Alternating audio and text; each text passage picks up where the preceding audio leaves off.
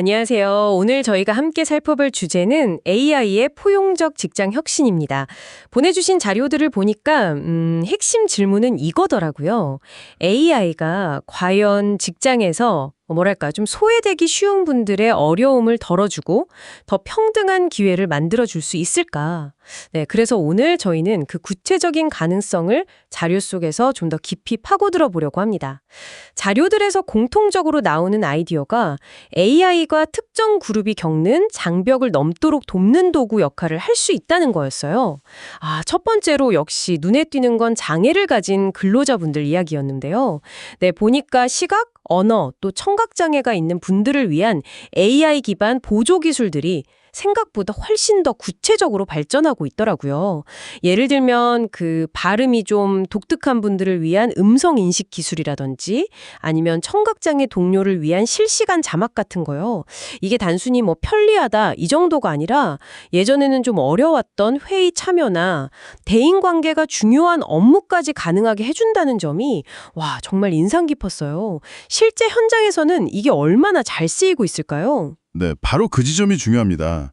자료에서도 이게 단순한 기술 자랑이 아니라 실제 직업 접근성 그리고 업무의 질을 어떻게 바꾸고 있느냐 여기에 초점을 맞추고 있거든요. 말 그대로 기술이 물리적인 장벽 또 소통의 장벽 자체를 허물어뜨리는 거죠. 어떻게 보면 AI가 더 많은 사람들에게 나도 한번 해볼 수 있겠다 하는 기회를 주는 그런 잠재력을 보여주는 구체적인 사례라고 할 수 있겠네요. 물론 자료들을 보면 이 기술들이 현장에 얼마나 잘 통합되고 또 지속적으로 관리되느냐 이게 또 관건이라는 뉘앙스도 좀 있는 것 같아요. 아니더라고요. 자료에서 또 되게 흥미롭게 본 부분이 저숙련 근로자분들이나 아니면 한국어가 아직 좀 서툰 비원어민 근로자분들이 있잖아요.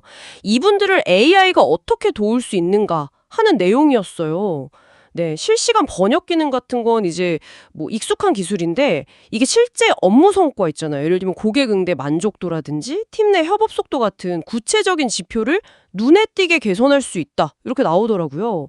그리고 요즘 정말 많이 이야기하는 그 AI 글쓰기 도움이요. 이게 단순히 글쓰기 능력뿐만 아니라 코딩 초보자나 고객 서비스 응대 같은 분야에서도 바로 성과를 끌어올릴 수 있다는 분석이 되게 와닿았어요. 맞아요. 그게 진짜 중요하죠. 이건 단순히 일을 좀 더 잘하게 된다는 차원을 넘어서는 이야기거든요. 자료에서 슬쩍 암시하는 바는 이런 기술 지원이 궁극적으로는 저숙련 근로자분들의 임금 수준이나 아니면 경력 개발 경로에도 긍정적인 영향을 줄 수 있다는 점이에요. 예를 들어서 능숙한 글쓰기나 외국어 능력이 좀 부족하다는 게 커리어의 발목을 잡는 경우가 사실 많잖아요. 근데 AI가 이 부분을 어느 정도는 메워줄 수 있다는 거죠. 네, 이게 좀 더 넓게 보면 경제적인 포용성이라는 더 큰 그림하고 어떻게 연결될 수 있을지 한번 생각해보게 만드는 지점입니다. 그렇군요. 그럼 오늘 저희가 쭉 살펴본 내용을 한번 정리해보면요. AI는 음성인식이나 실시간 자막 같은 기술로 장애가 있는 분들의 업무 참여를 돕고 네, 또 실시간 번역이나 글쓰기 보조 같은 기능으로 숙련도가 상대적으로 낮거나 언어 장벽이 있는 분들의 역량을 좀 끌어올려서 그렇죠. 결과적으로는 이 직장이라는 경쟁의 장을 조금 더 평평하게 만드는 데 기여할 그런 잠재력이 있다. 이렇게 요약할 수 있겠네요. 보내주신 자료들이 공통적으로 이런 가능성을 보여주는 것 같아요. 네, 정확합니다. 딱 그 말씀이세요.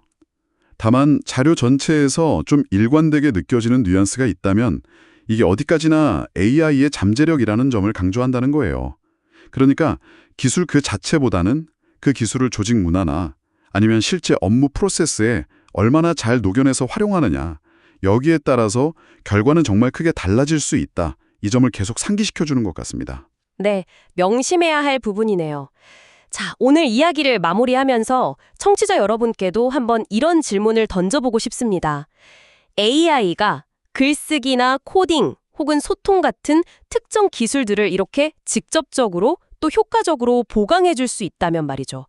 우리가 지금까지 너무나 당연하게 필수 자격 요건이라고 여겨왔던 것들 또는 특정 직무에 꼭 필요하다고 생각했던 역할 자체가 앞으로는 어떻게 재정의될 수 있을까요?